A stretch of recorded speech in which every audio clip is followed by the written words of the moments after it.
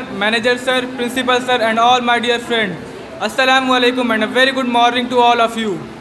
I am Mohammad Abdal from class 10. Today I stand before you with pride in my heart and gratitude in my soul as we celebrate the 79th Independence Day of our nation.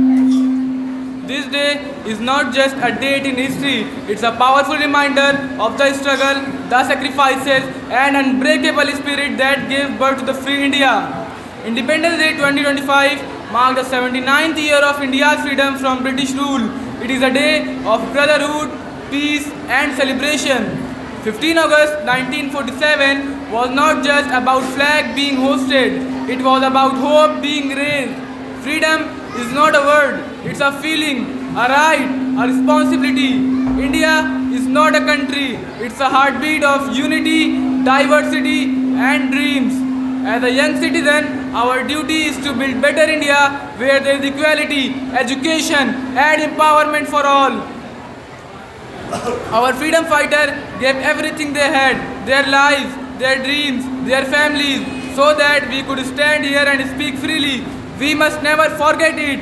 Today, we must ask ourselves that we are living a life worthy of their sacrifices. We should help to create a condition in which violence does not thrive. We should not allow riots to take place.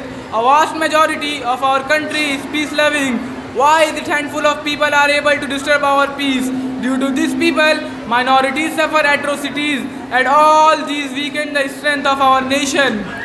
Let's resolve on this day that we will give no quarter to such deleterious tendencies. I want to sum up my speech with the words of Lal Bahadur Shastri. The preservation of a nation is not the task of soldier alone. The whole nation has to be strong. Thank you, Jai Hind.